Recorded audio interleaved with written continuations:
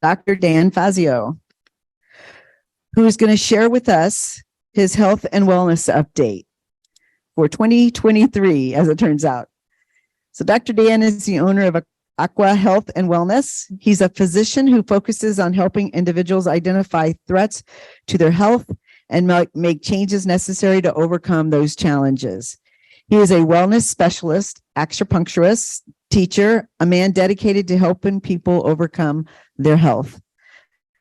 Dr. Fazio began his journey in holistic medicine after overcoming his own challenges to his health, utilizing natural medicine. After using holistic medicine to get well, there was no turning back. Dr. Fazio loves his work and his passion for helping others, and that can be seen in all that he does. And we get to be the recipients of that today. Thank you so much. Thank you. Thanks for the introduction. Hi, everyone. Are we ready for an update for 23? You betcha. All right. Fantastic. So we're doing this in a format. I have no slides today. I'll be doing this in kind of a conversant format. So I do have a Wellness Update 2023 written up here. You can see that. And that's the last time you have to look at that because these notes are for me after that point. This keeps me on track. And those of you who've known me for a long time know that that can be helpful. You could end up with 90 minutes of wellness talk otherwise. So let's talk about, yeah, Mark's telling me time is up. Thanks, buddy.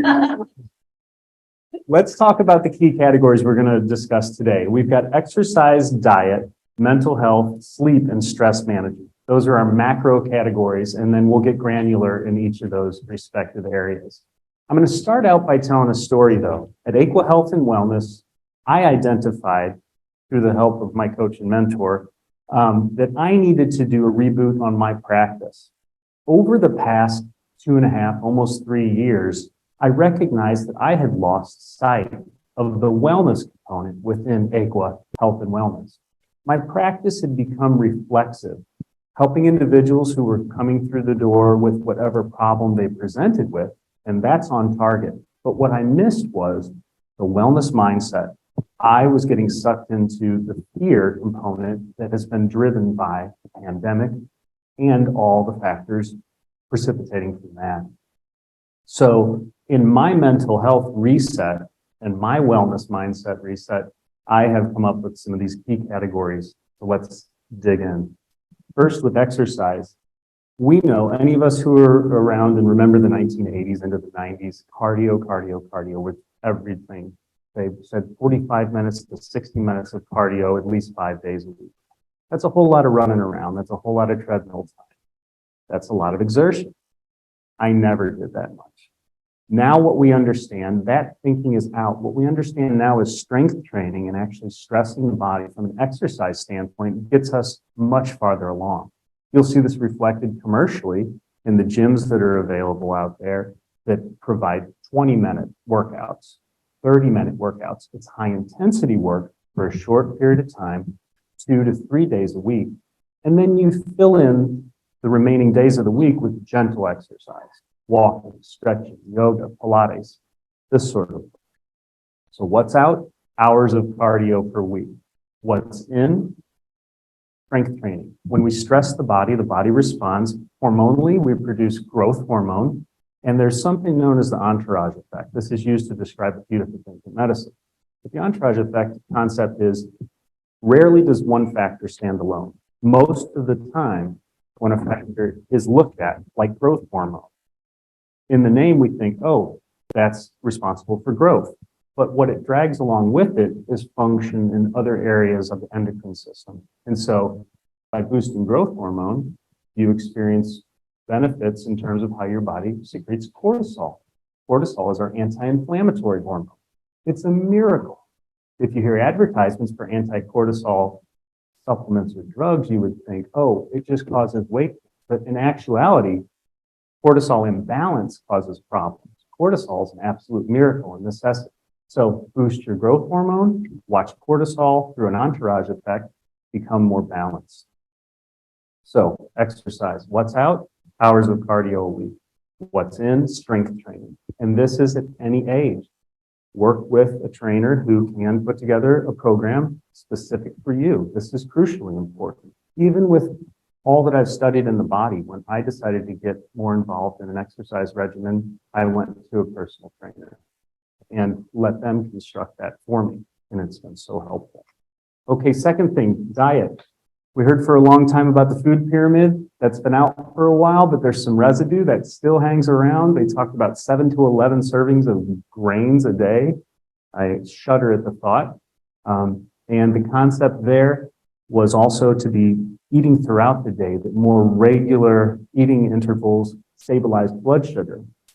Well, more regular eating intervals can be necessary if somebody has blood sugar instability, either hypoglycemia, where their blood sugar drops too low, or diabetes that needs to be managed. Those are very specific instances where direct dietary coaching needs to come into play.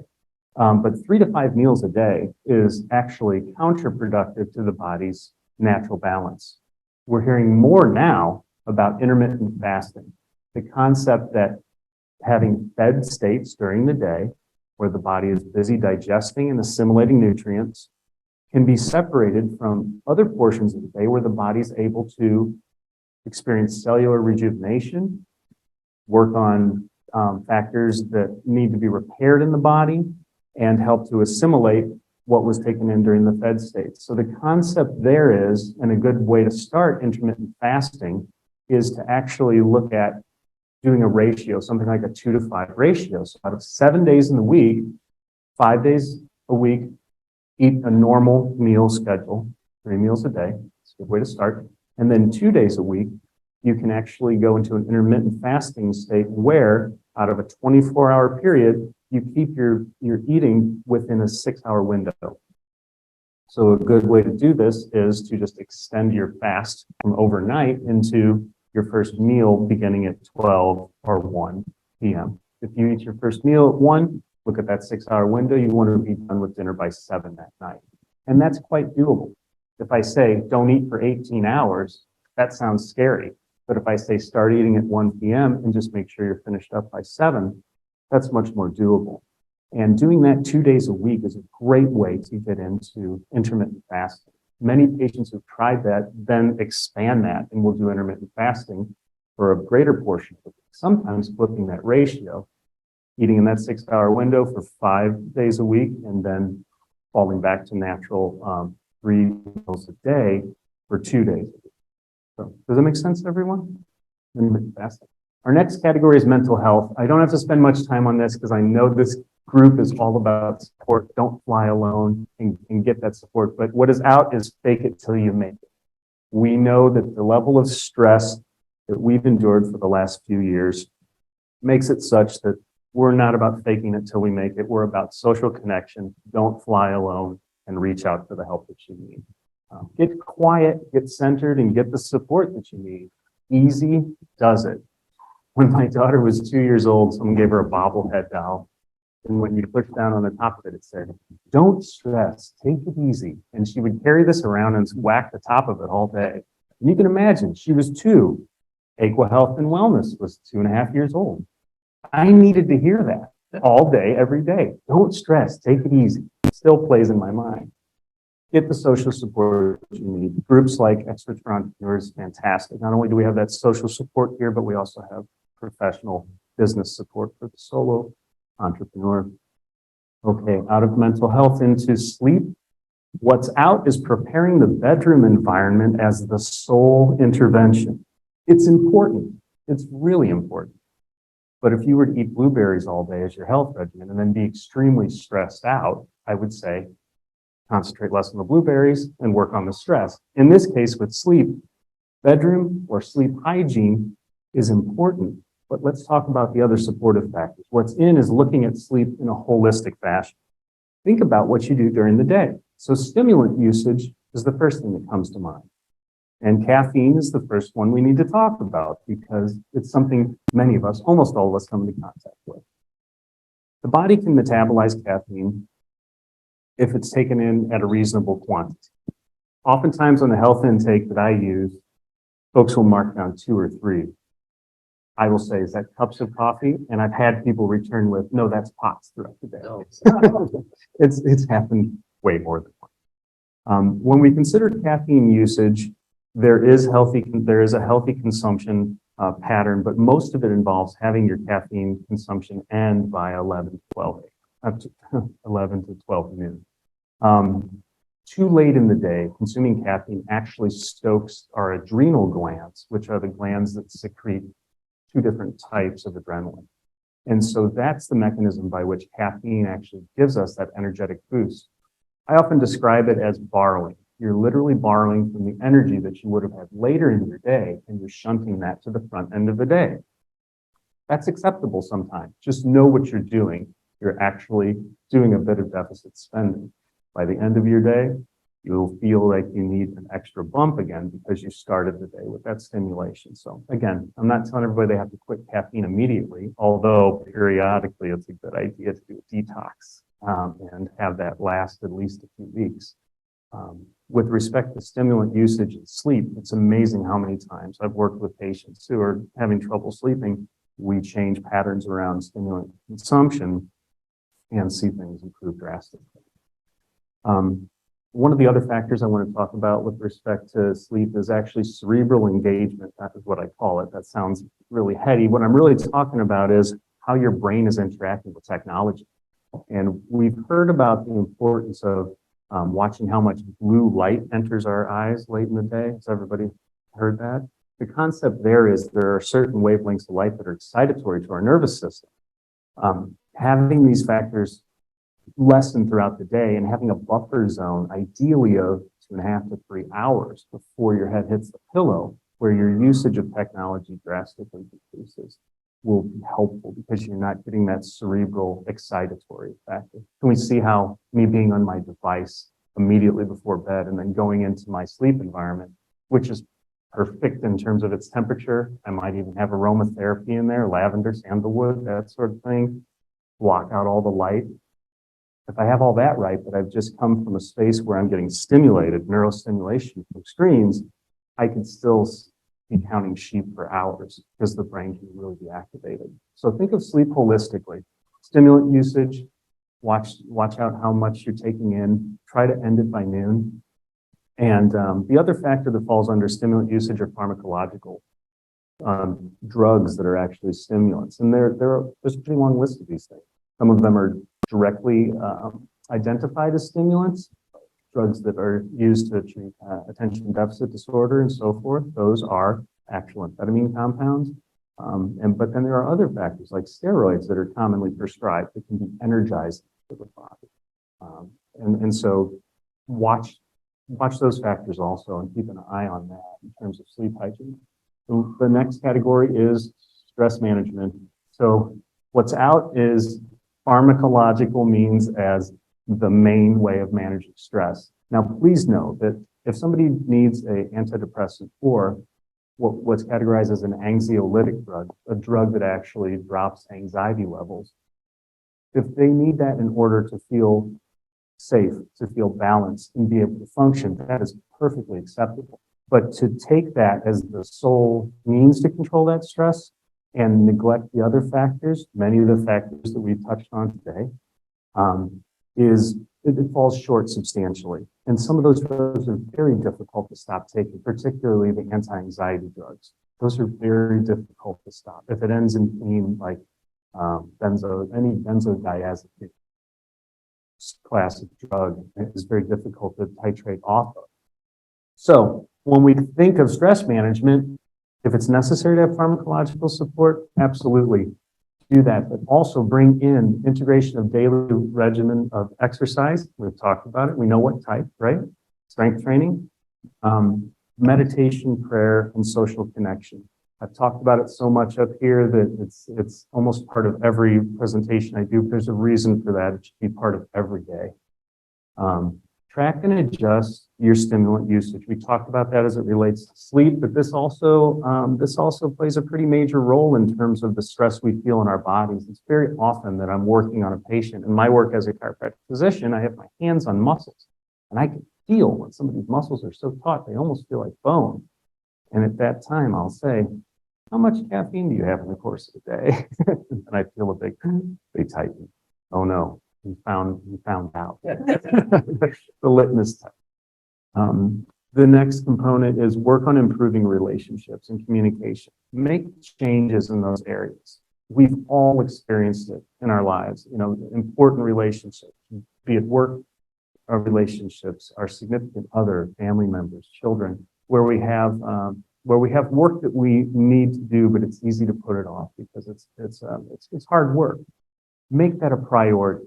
No one has ever in their last days thought, I sure am glad that I held on to that grudge. I sure am glad that I couldn't resolve that. So prioritize that as stress management. The spillover benefits are tremendous. And then practice gratitude. When you have that support, when you've engaged these other factors in your life, and especially after we've been through the last, like I said, 2.5 to 3 years we've experienced, I think we can all look around and say there's a tremendous amount to be grateful for. And so practicing that gratitude mindset goes a long way. The last factor is making sure that we read fear for what it is. Fear as a protective mechanism for us. It's important that we're aware of potential threats, but that acronym that we've all heard before, of fear being false, emotions appearing real, we really have to keep that in check, because when over-engaged with that fear mindset, it makes it difficult to thrive. So I hope this has been helpful, and now I open it up to any questions. Yeah, thank you. Thank you. Blessed.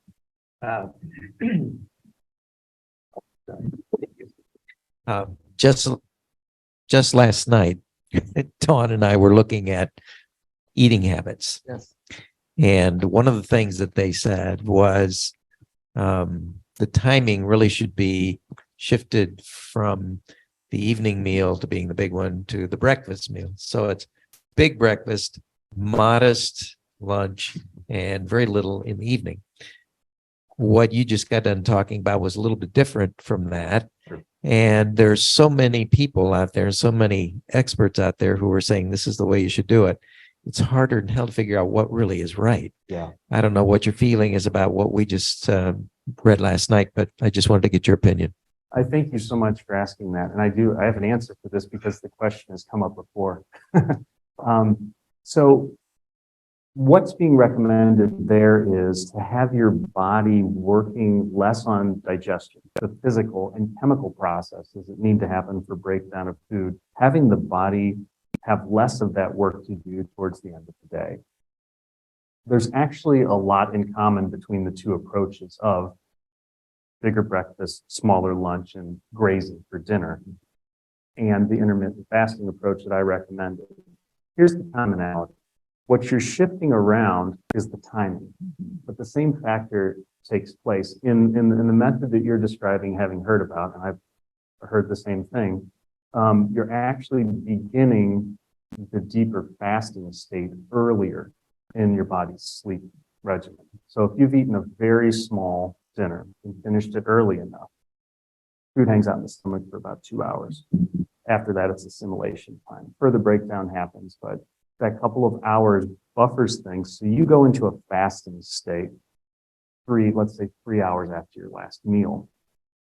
If dinner's been pretty light, that fasting state starts earlier. And then if you start with breakfast, literally breaking your fast with a larger meal, you have fasted a given amount during the night that began earlier. In the case I'm talking about with intermittent fasting, it's a little more clearly defined. The body feels the benefits with a little more intensity. I'm just going to speculate 20% more efficiency in terms of the benefit, but you're doing the same thing. You're just justifying it on a different end of the day. Yeah, it's a wonderful question though. In both instances, you're still respecting that dinner should not be too close to bedtime. Yeah. Okay. Yeah. Excellent question. Anybody else? Well, thank you so much for your time.